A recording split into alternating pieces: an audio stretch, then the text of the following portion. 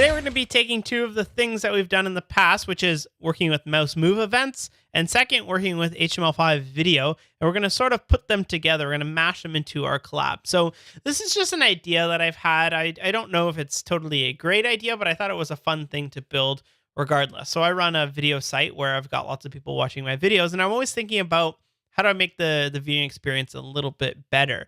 So one thing that a lot of developers like to do is they don't watch their videos at 1x. They watch them at like 1.5 or 2, or they like to speed it up and slow it down depending on how quickly or how boring or how exciting something is or how important something is. So what I really wanted to do here is just experiment with a new sort of input that would control how fast the video goes, so that rather than you having to click up and down to change the video speed, you can sort of just like DJ it here as you're watching the video to go slower and faster. So I'm just going to give you a little play here. Items that which is more likely. So and then woo, chipmunk, and then you slow it down on our flex container, and then on each of our items, like dot box, I'll grab them all. I'm just going to set a flex basis of 500 px into save, and you'll see what happens is that since I give it 500 px, and this is that. So you see what's going on here. As I move this, like the lowest is going to be 0.5x or 0.4x, and then the highest is going to be all the way up to 4x. And as you mouse over or as you click and drag, depending on how you like to do your interface, we are just changing that value, and then it's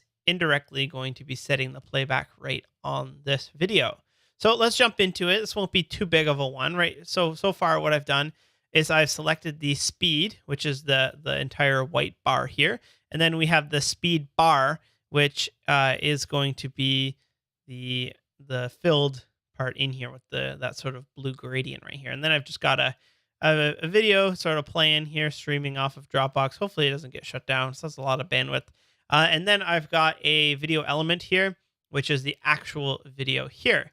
Now I'm going to take autoplay off just for our sanity's sake, so it doesn't keep playing every single time.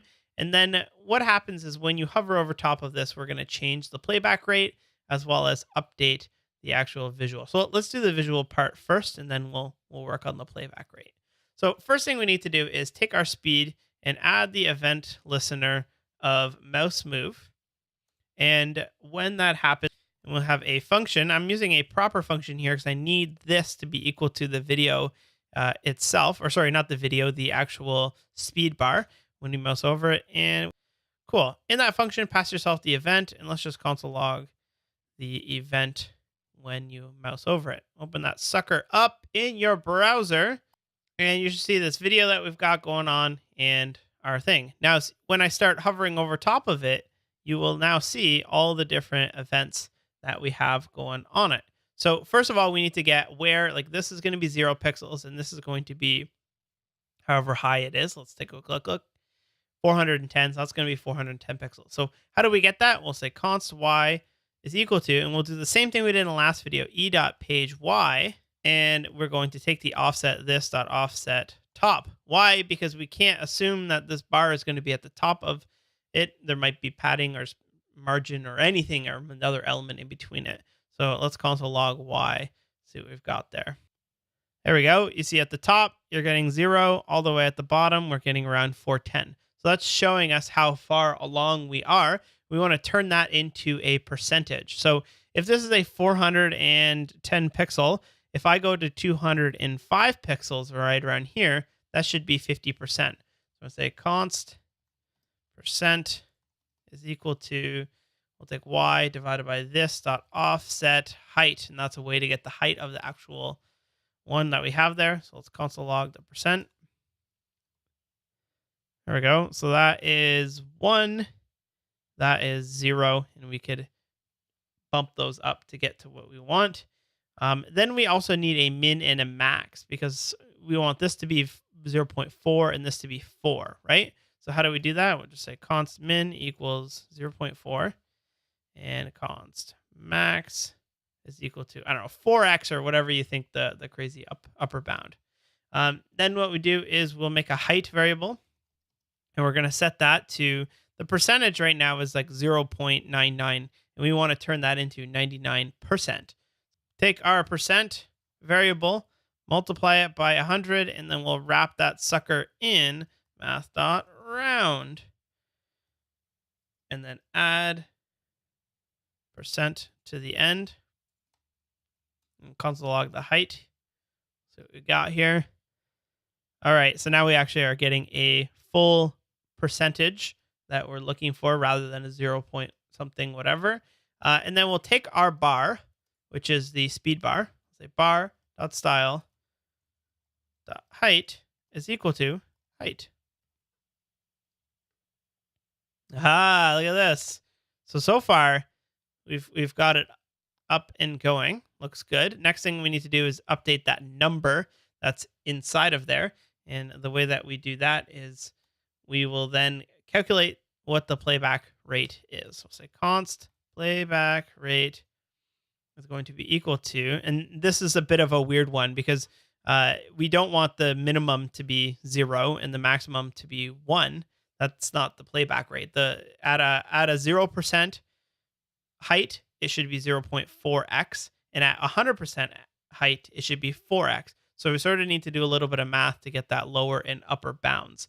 And the way that you do that is you take your % and you multiply that by the max minus the min plus the min. And that's sort of how you can offset your height. We did that in a couple of videos ago when we were doing the text shadow one, where you needed to hover -50 and +50, not 0 to 100. And that's just a neat way that we can do that. So we have that playback rate, and we can take our bar and set the text content to be that playback rate. Let's see here. So you see it's just like a crazy number. So we can take that and just run .2 fixed on it and just give us 2 decimal places. Yeah, there we go. And then you can tack on a little X or something onto the end. So plus X, or you could use a template string to pop that in. Haha, looking pretty snazzy. Last thing we need to do is actually to take that playback rate that we have here, console log playback rate. Let's see what we got going on here. 3.5. We got to take that value and apply it to our video. So we'll say video dot playback rate. And what playback rate is, if you take a look at it in our console here, video dot playback rate. 1 is just normal speed. So 2 is equal to, if we were to just play it ourselves, 10. It's the audio stops at some point. Of 500 or and 0.2. The audio stops at a very slow amount as well. I think 0.5 is as low as you can get it. They're all clearly not. Sounds like I'm just wasted trying to teach you Flexbox. So video.playback rate equals playback rate. And don't worry about those long percentages. I know some people are irked when you have like a very long decimal places, but it won't be an issue there. Now we'll give it a play. Looks good.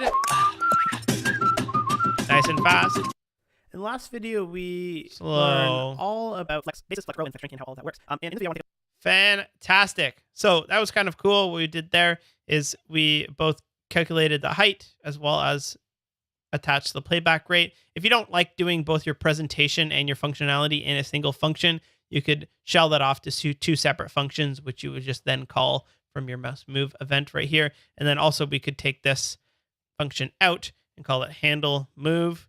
And then up here, we'll make a function. We'll paste that function. We'll call it handle move.